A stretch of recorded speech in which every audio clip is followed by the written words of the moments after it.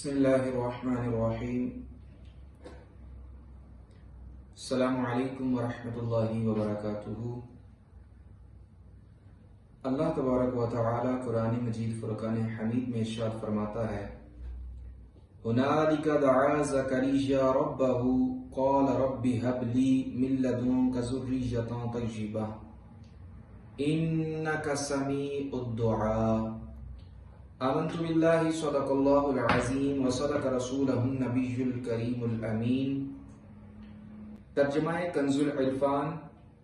وہی زکریا نے اپنے رب سے دعا مانگی، عرض کی اے میرے رب مجھے اپنی بارگاہ سے پاکیزہ اولاد عطا فرما دیجئے، بے شک تو ہی سننے والا ہے۔ اس میں کچھ پوائنٹ ہیں جو سمجھنے کے لیے ضروری ہیں۔ وہیں زکریا نے اپنے رب سے دعا مانگی۔ حضرت زکریا علیہ نبینا وعلیہ السلام نے جب اس جگہ پر اللہ تعالیٰ کی کرم نوازی دیکھی تو وہیں یعنی بیت المقدس کی محراب میں دروازے بند کر کے پاکیزہ اولاد کی دعا مانگی۔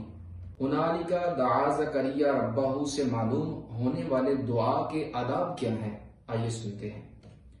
اس سے ہمیں تین چیزیں پتہ چلتی ہیں۔ نمبر 1، جس جگہ رحمت الہی کا نزول ہوا ہو وہاں دعا مانگنی چاہیے۔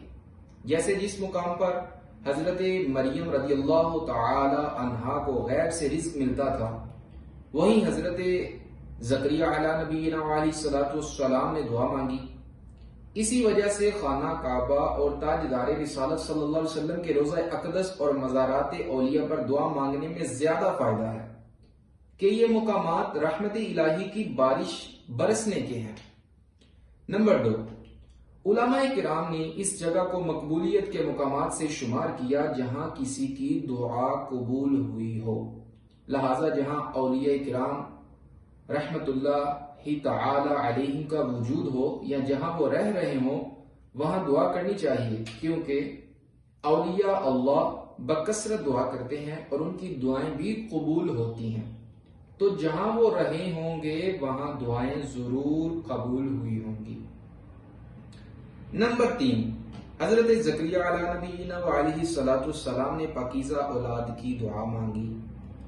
معلوم ہوا کہ صرف اولاد کی دعا نہیں کرنی چاہیے، بلکہ اولاد تو سم ٹائم آزمائش بھی بن سکتی ہے، لہذا پاکیزہ کردار عمل والی اولاد کی دعا کرنی چاہیے تاکہ اس سے دنیا اور آخرت کا سکھ ملے۔